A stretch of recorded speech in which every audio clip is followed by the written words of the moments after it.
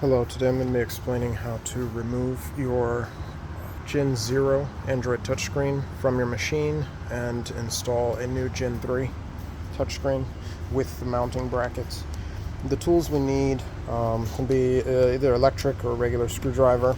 We need a Phillips bit and a 7mm socket, and of course the brackets, the conversion brackets for this, and of course your hardware.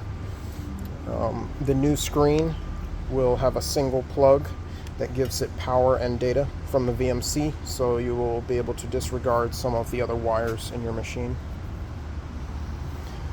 So coming over to the old setup, basically what I'm going to be doing is I'm going to be removing these brackets. We have Phillips screws here. Yours might have 8 total on the tops and bottoms. It might be double, so you'll just need to remove those, take those out. Be careful as you remove the last one that the screen does not fall out. You may try to slide it to the side so that it doesn't topple out. So as you can see, I disconnected the USB connection. This carries your touch data as well as your power cord. I disconnected that, then I went ahead and removed the brackets here, just slid it over to the side. Now we can actually just go ahead and take this out completely. Next thing we want to do is to actually line up our bracket. Now you may have padding that is on the base of yours. Try to fit it in with the padding.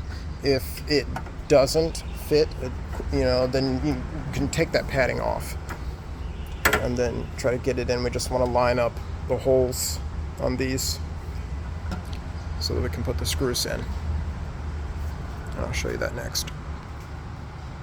So I've gone ahead and attached the conversion bracket here with these 4 screws.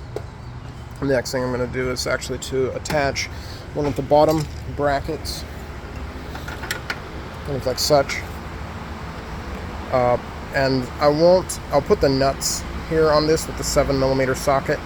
I'll put that on, but I will not tighten it down completely, because what I'll do is to use this as kind of a way to hold the new screen in. I'll show you that. Okay, so I've got the 7mm nuts attached.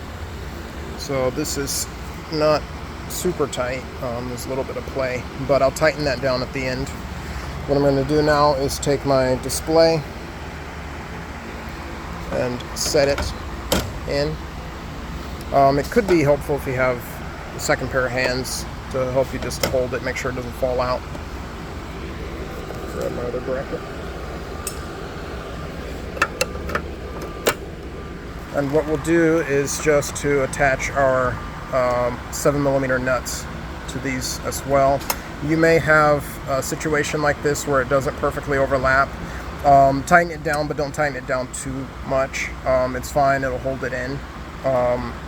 But that's, it's just the fabrication of these brackets.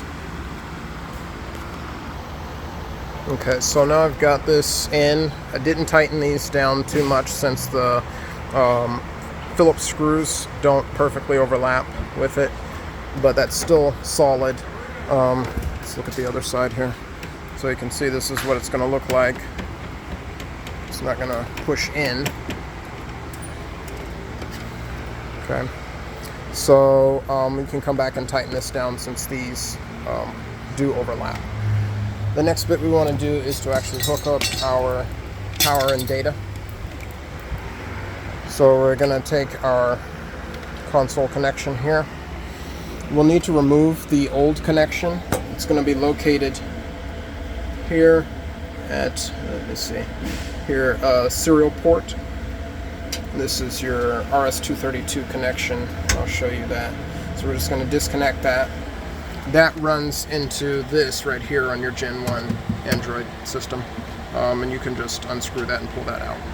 But for this, what we'll do is we'll just take this piece, plug it in.